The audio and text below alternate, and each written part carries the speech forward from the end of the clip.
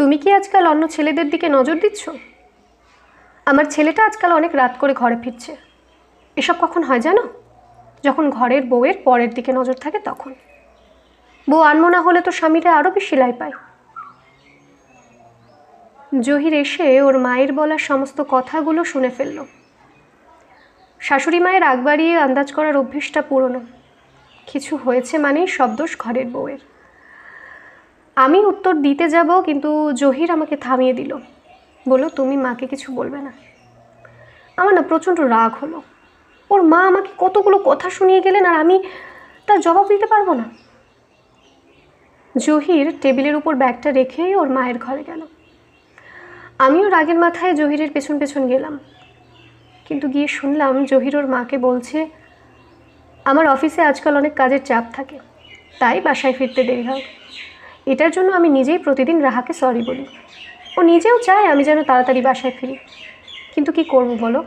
পরের অফিসে চাকরি করি, নিজের মর্জি মতো তো আর চলতে পারবো না। শাশুড়ি মা রাগী স্বরে বলল, তুই কি তোর বউয়ের হয়ে ওকালতি করতে এসেছিস? জহির ওর মায়ের হাতে হাত রেখে বলল, ওকালতি কেন করব? তুমি ওকে ভুল বুঝেছিলে, তাই তোমার ভুলটা ভাঙাতে এসেছি।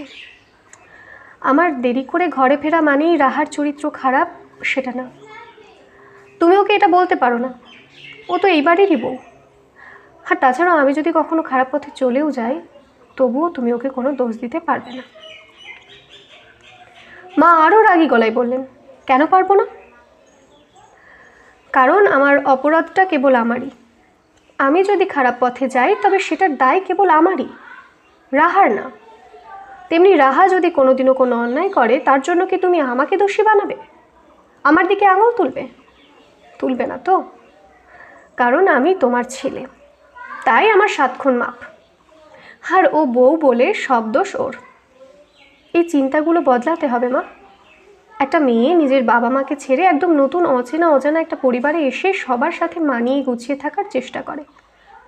আমাদেরও উচিত তাকে নিজেদের পরিবারের একজন করে নেওয়া।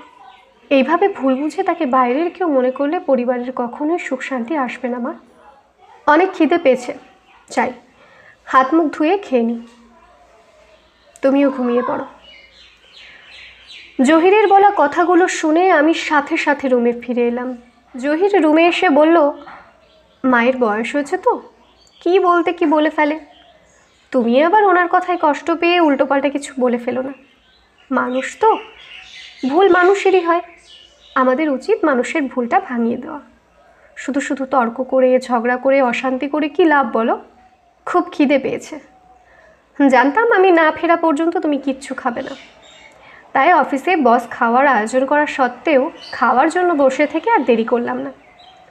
যেই মানুষটা আমার জন্য না খেয়ে রাত জেগে থাকে, তাকে রেখে খাবার খেলে বড্ড অন্যায় হয়ে যেত। আয়নার সামনে দাঁড়িয়ে নিজের দিকে তাকিয়ে দেখলাম, একজন আদর্শ স্বামী পেয়ে আমার চোখ মুখ কেমন খুশিতে চকচক করছে। আচ্ছা, নিজের খুশিতে কি নিজের নজর লাগে?